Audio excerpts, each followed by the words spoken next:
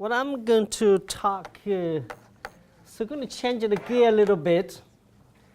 And so what we do in the lab, try to answer one question, sort of, why the virus is so lethal.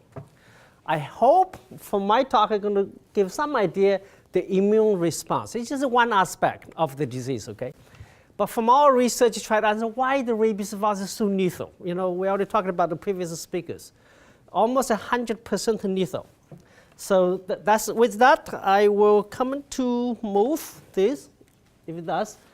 I guess there's no need for more introduction. But just mentioning definitely the rabies is one of the oldest diseases, or zoonotic disease, almost 4,000 to 5,000 years history. And it, unfortunately, is still with us today, and it presents public health and economical problems. More than 50,000 people die of rabies each year. That one. That one, okay. And again, it's almost lethal, so 100%. Now with the rabies pathogenesis, why is it so lethal? From the time of Pasteur, there were a lot of research directed to this question. We have learned a lot, but what we learned is the virus, at the site of the bite, enter into the muscles with or without replication at this site. And then, but the most importantly, is the virus doesn't matter where you inject them. They will find the nerve fibers.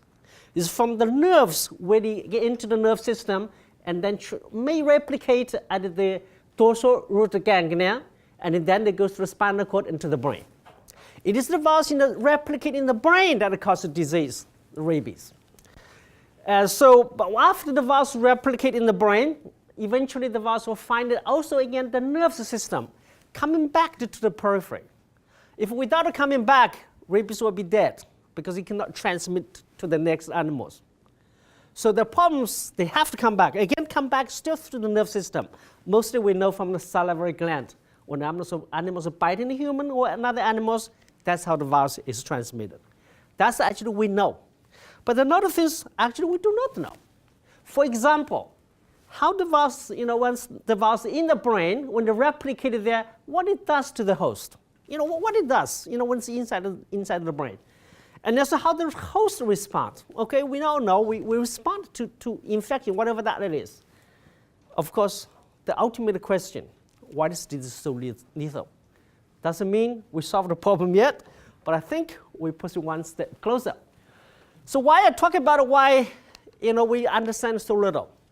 Rabies has been lethal as we know, but the problems at the time of death, it doesn't matter humans or animals, the pathology is very minimal. You think about necrosis, you think about apoptosis, you think about inflammation, you think about neuronal losses, they all very minimal. What is trying to say is that all these observations cannot explain the lethality of the disease. In humans, they will report that more than 80% of the human patients, they do not develop neutralizing antibodies at the time of death. Now we just had to talk about the neutralizing antibodies. It's a marker for immunization for protection, but actually it's very important. Without neutralizing antibodies, more people will die of rabies. Simply said that. So what we have been doing, so I'm going to talk about a lot more what we have been doing in the lab for the past, say, 10 years. What we have been doing is really looking at the host, how the host responds to rabies infection. Right? Why they cannot control the disease. Basically, why, again, explaining the problem, why the disease is so lethal. What we did, go back, please. We did look at the host gene expression. Of course, anything comes in us, we have got to respond, right? That's how the balance of the achieved. Either we get rid of the pathogen, or the pathogen kills us. That's how it goes. So we want to look at the host response using microarrays. And we also look at the histopathology and the immunohistochemistry to look at infiltration of inflammatory cells. Inflammation in the brain is not good. But without inflammation, it's even worse. And then we look at the blood-brain barrier. Why I bring the blood-brain barrier story into the talk is rabies is very peculiar infection. I already mentioned earlier, it doesn't go anywhere if you infect, it goes to the nerve system. One of the ways it goes to the nerve system is hiding from the immune system. When it goes to the nerve system, the immune system cannot recognize it, so cannot develop immunity, cannot fight with it.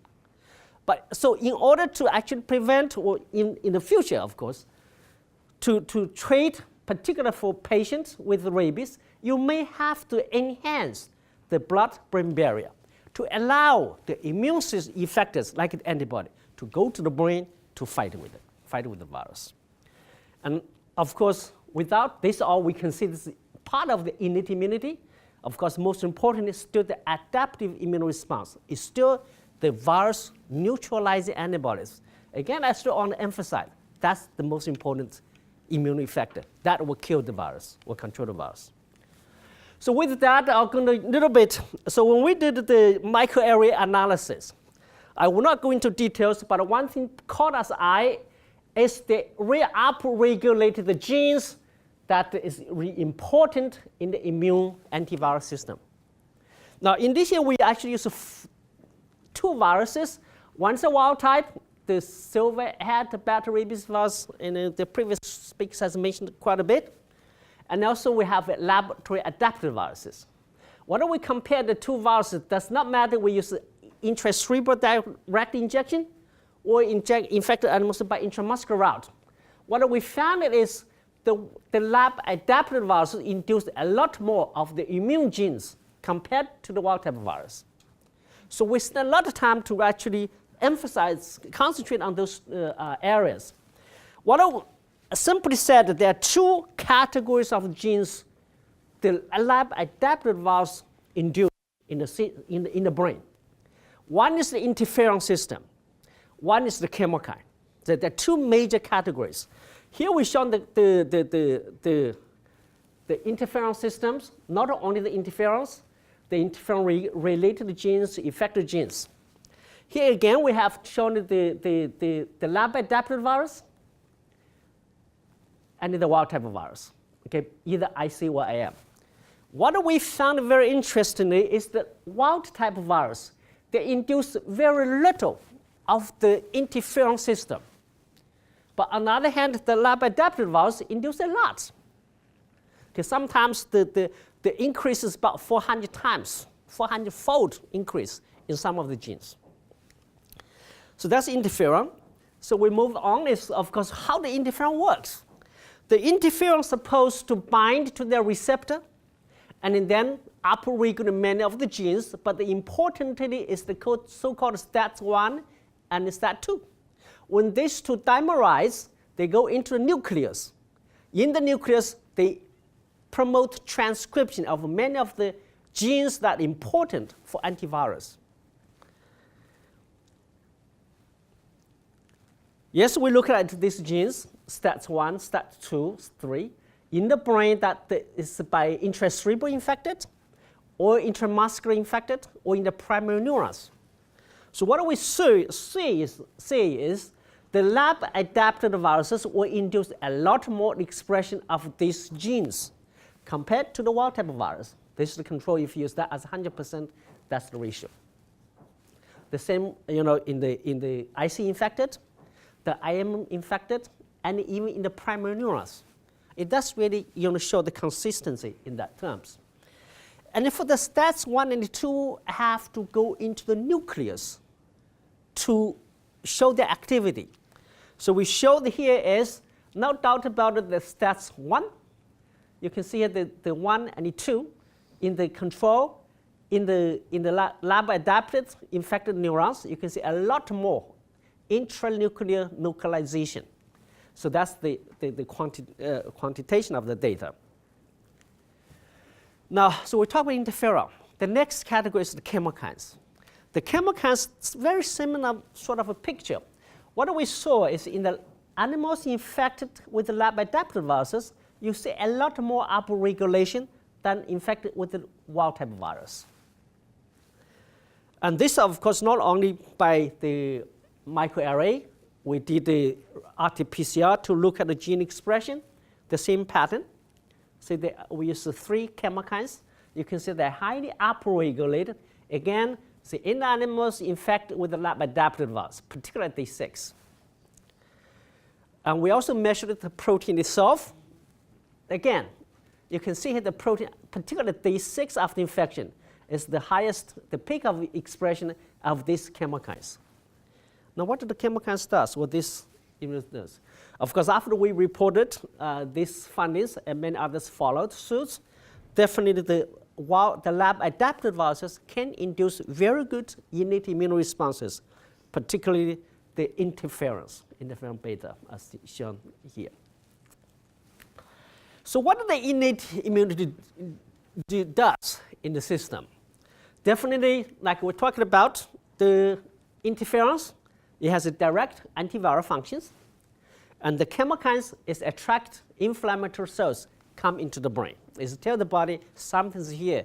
The system you got to come to help us to control it. And because of these cells come into the CNS, they enhance the blood-brain barrier.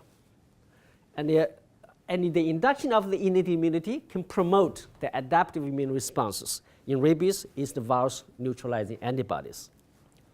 So look at the animals infected with either lab-adapted or wild-type viruses.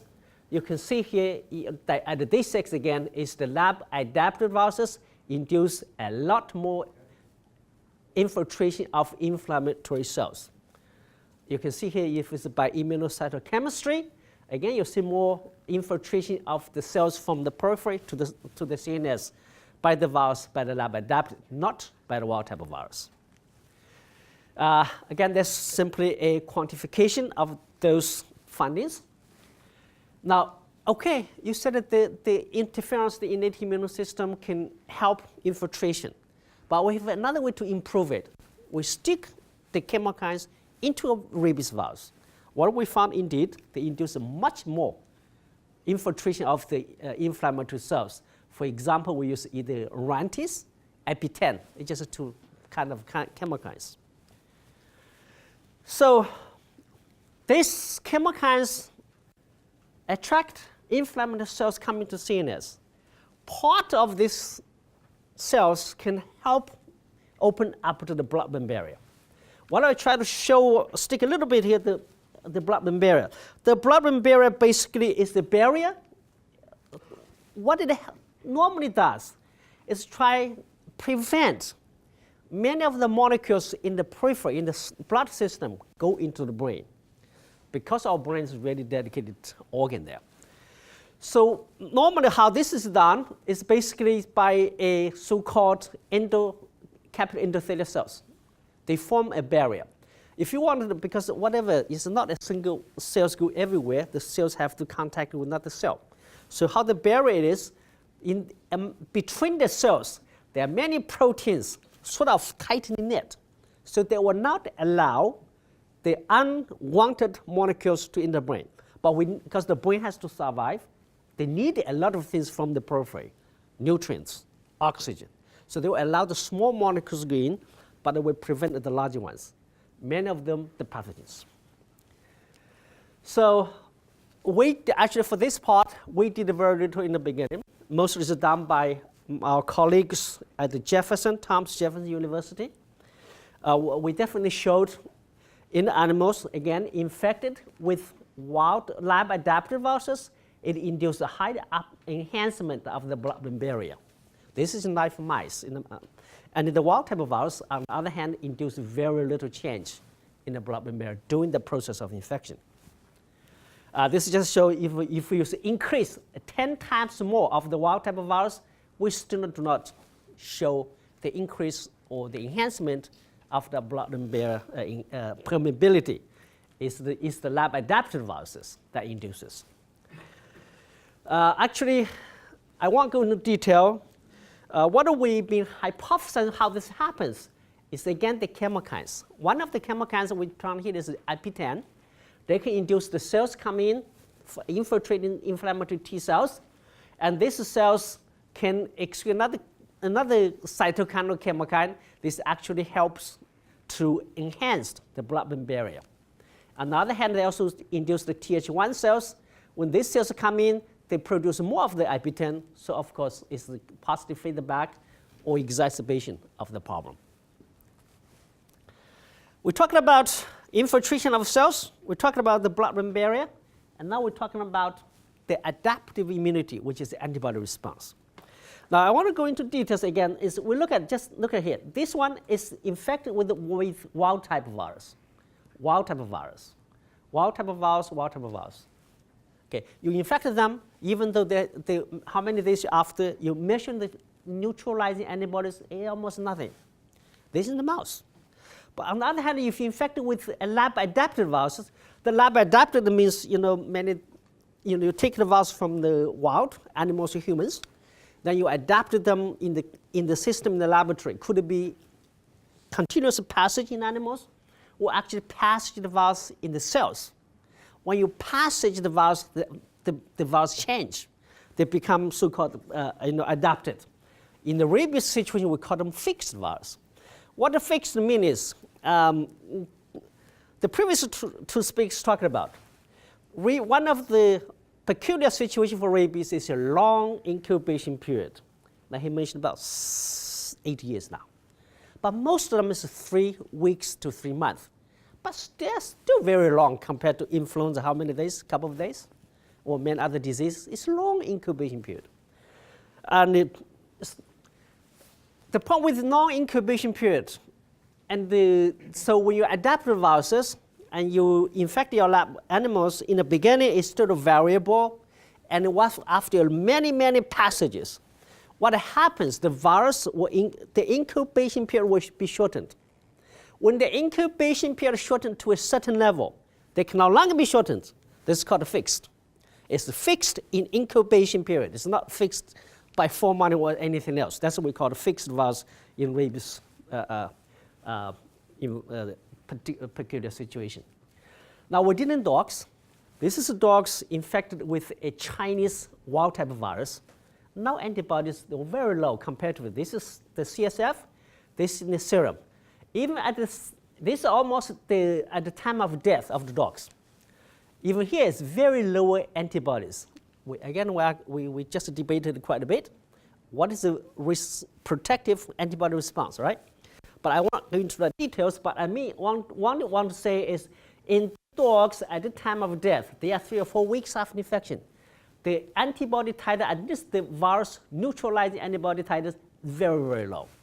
It definitely is below the 0.5 magic line. How that is determined, I guess but anyway, simply said, is in dogs infected with the wild type of virus, they do not develop antibodies. Not in the CSF, but they do not have in the serum either.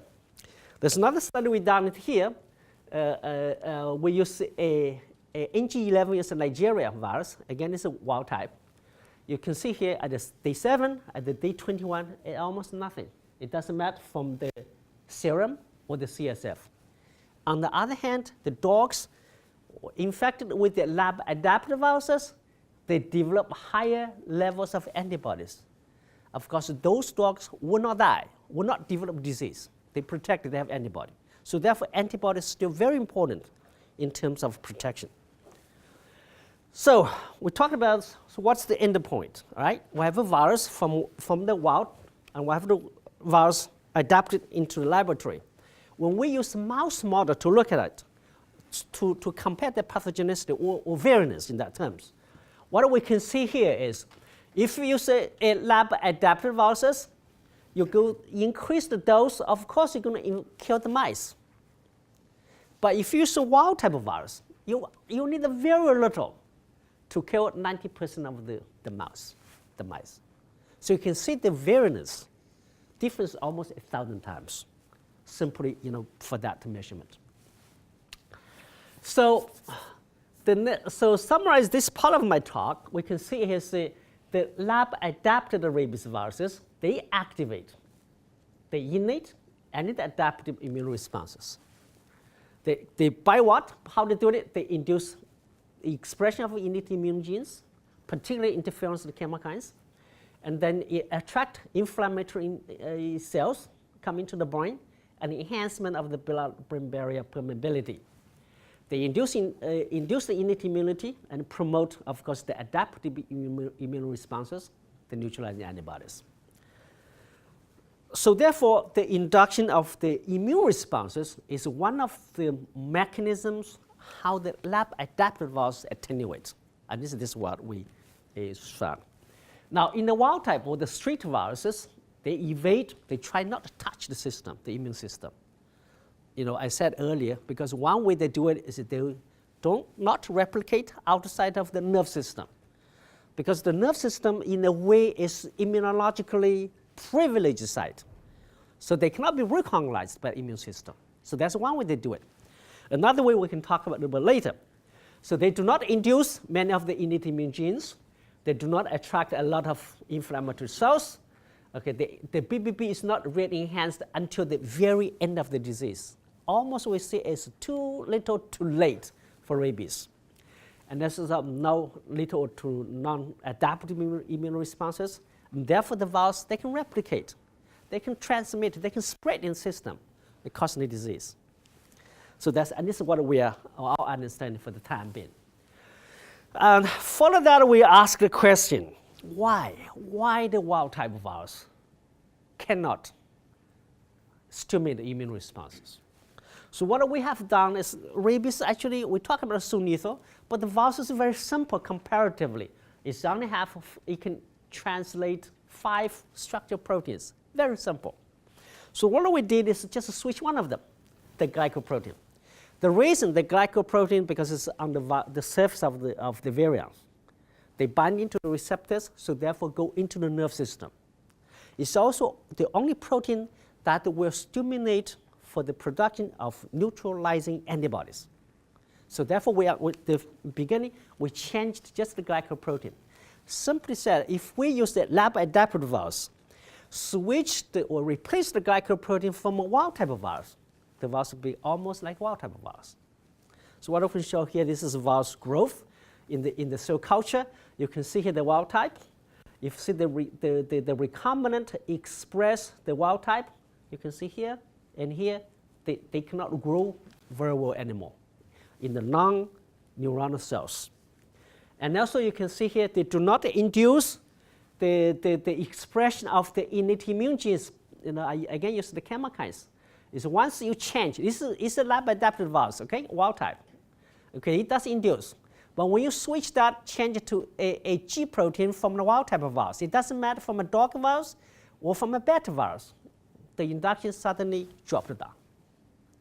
And this is the same for infiltration of inflammatory cells or the BBB permeability change.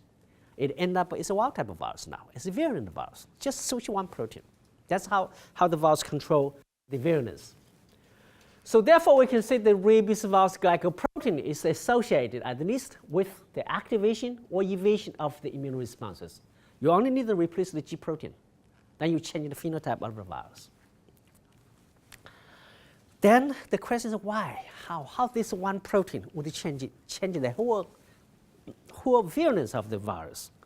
And very early on, again Jefferson and our own lab, what we have shown is the pathogenicity of a virus is actually inversely correlated with the expression of the virus glycoprotein. Now here we show is the lab-adapted viruses, CVS24, is still virulent in mouse. And then the beta virus, what you can see here, we use 2 proteins. One is the nuclear protein, one is the glycoprotein. When you see here the anti-nuclear protein, the expression, the difference is not that much. But however, on the glycoprotein, it's a huge difference. It's almost no expression in the wild type of virus infected animals compared to the animals infected with the lab-adapted virus. And this could further be done in the system with a laboratory-adapted and wild type of virus, where you can see here the nuclear protein expression very similar, but the G protein level of expression almost a day and night difference. You see a little bit, but very, very little. We use another method to confirm this Western blot. Again, we can see here this is wild type of virus, lab-adapted. This is intracerebral infected, intramuscular infected in the primary neurons. all we can almost consistently say is the glycoprotein expression is always higher in the lab-adapted compared to wild-type virus. So the virus somehow, they can inhibit the expression of the glycoprotein. Now that's from humans. This is a slide we obtained from humans infected with either by dog virus or the beta virus. Again, what you see is the anti-nuclear protein. We can see them labeled very well. But the glycoprotein, is very, very little. So somehow the virus has a way to regulate the expression of the glycoprotein. To further confirm this question, we made another mutant. We already talking about the G protein. We only changed the G. And now also we changed the P. We only found is only changing the P protein, you will change the level of the G expression as shown here, If you change the P protein as shown here, it does not really change. So what I have talked so far, so here what we can say is attenuated virus, they express more G than the pathogenic ones. This is almost invariably true for all the viruses we tested so far. I do not know why this happens, but my own hypothesis is when a wild-type virus, because the virus is just like we are, right? One of the life organisms. The purely purpose of a life organism is to reproduce themselves. In the wild, I mentioned that earlier, for a rabies virus to transmit from one person or animal to the next, the only way it does is get the animals mad and bite the animals this way to transmit the virus. If the virus has no way to get out of that system, the virus will be dead. So therefore, one way they want to do is the immune system, all right? We said immune evasion. The virus has to be able to survive in the brain. One of the ways they don't want it to do is do not want the immune system to recognize the virus. So just simply say, I'm not here. Okay, I said that by many ways. One of the ways I mentioned here is they go to the nerve system. Another way they do it is in the nerve system, they not try to express their glycoprotein. So the immune system cannot see them. The immune system cannot see it, so the virus can replicate, even to transmit. So it's very important in that sense. So I think I'll try to summarize my talk here is for the wild-type virus, because it does not want to be kicked out of the body, they have to induce the virus neutralizing antibodies. That's the key of it.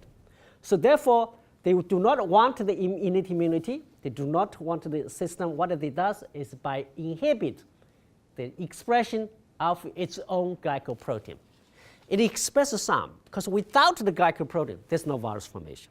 So it's a very dedicated balance in that system, because they have to express some glycoprotein in order to assemble it to new variants to passage from animals to animals. But too much of it is not good. They're going to induce immunity, the virus will be out. Just mentioned one of the survivors, because in some of the survivors, the very important finding is at the time of disease, sickness, they did find virus neutralizing antibodies in the CSF in those patients. So therefore, a neutralizing antibody in the CSF is very important to protect, maybe eventually save the person who will be infected. So on the other hand, the lab-adapted virus does everything. Because the lab-adapted virus, you adapted them in vitro, basically. The difference in vitro, you do not have the immune surveillance anymore. Again, any pathogen, any organism, the sole purpose in the biological sense is replicate itself as much as you can. So when the virus adapt in the cell culture system, they are away from the immune system. Of course, the only thing is start making more and more of it. Making more of it, they need the glycoprotein. So in the in vitro system, the virus express a lot of the glycoprotein. The virus titer, if you grew a wild type of virus and a lab-adapted virus, is a million-fold difference. Actually, I still come back to see how we use the vaccine. The vaccine is in a way sort of anecdotal. If we have used the wild type of virus to make a vaccine, it will not work because it does not have the glycoprotein or does not express the glycoprotein. So that's what we eventually, is talk about the virulence. So the wild type of virus, because it does not do all of this, they actually remain virulent. But for the adaptive virus, because of it does this, induced immunity, innate or adaptive, it's become attenuated. So what is the practical implication of this? I guess actually three of them. One is to understand the pathogenic mechanisms, as I said very earlier, why the virus is so lethal. Right? Number two, it could enhance or modify, improve the kind of vaccines. The vaccines we still have to induce neutralizing antibodies, no doubt about it. The other immune effects will play a role, but without antibodies, animals will not survive. This has been demonstrated again and again. But what the Cheryl was talking about, the 0.5 sort of 9 is arbitrary. It's not really. It's not dependent on the protein or not protected. It's very different to understanding on that. But without antibody, it will not work. The third one, the implication, is actually, we already talked about, the disease is almost always lethal. Can we actually intervene? But I think with the neutralizing antibodies, it may give a chance. But the neutralizing antibodies have to be in the brain to work. Even in the serum, in the system, in the periphery, will not. If the blood-brain barrier is closed, the antibody cannot go into the brain. If it cannot go into the brain, it cannot neutralize the virus. Simple. So therefore, I think what I've been talking about is the three possible in practical terms. Because with that, I'm going to thank a lot of people involved in my studies for this many years. And definitely, I thank you all for your attention. I'll be glad for any questions.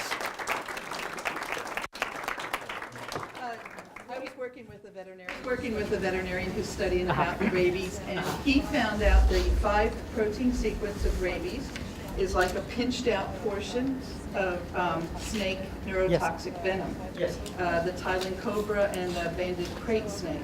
So I wonder if that would tie in somehow to the pathology that it produces in the brain as far as looking at it as a neurotoxin. It's a good question. It was actually it was a person from Fairbanks this time in Toronto talk about it. It was people start looking into that. No definite answers yet for these questions. Thank you. Yes, Dr. Lee, thank you very much for a very interesting talk. I was intrigued by the fact that you said that when the person gets the bite, that there is replication within the muscle. And presumably that is a point at which there is the largest possibility of interacting with an innate immune system because of the vascularity, etc. And also it takes some time to get into the peripheral nerve, because if you give the vaccine, you actually prevent that. So what is the difference at that interface within the muscle between what happens with the attenuated form and the wild type form of the virus within there? People start looking at into now. Definitely the wild type of virus, if the replicating muscle is very minimal. But the wild type of virus, the lab adapted, that seems to replicate even more in the muscle system, or actually in the periphery. That could give the immune system a more signal. Well, I'm here, So that's possibly one of the important aspects. But actually, nobody has done a detailed study to compare that. One of the problems, the virus incubation period is long, because we don't even know where the virus is, what the virus is doing during that long incubation period. So I do believe the lab adapted might be able to replicate in some of the peripheral cells. So therefore, they deliver the immune signals to the immune system. They develop a better immune response. That said, but I think we know now, the studies from CDC, or the earlier studies, there are people who have neutralizing antibodies and who have never been immunized. So must somehow, in some of the people, when they've been bitten, they develop immune response. Again, I don't know what's the percentage, but from the old says it depends on where the bite is. If the bite is close to the brain, you get a much higher percentage of the people eventually come down with the disease. If the bite is more in the extremities, one is because the virus takes a long time to travel, and also give the virus more chance to be picked up by the immune system. So therefore, if the bite is happening in the extremities, the people come down with the rabies is much, much lower. So that maybe is part of the, I hope I answered your question in some ways.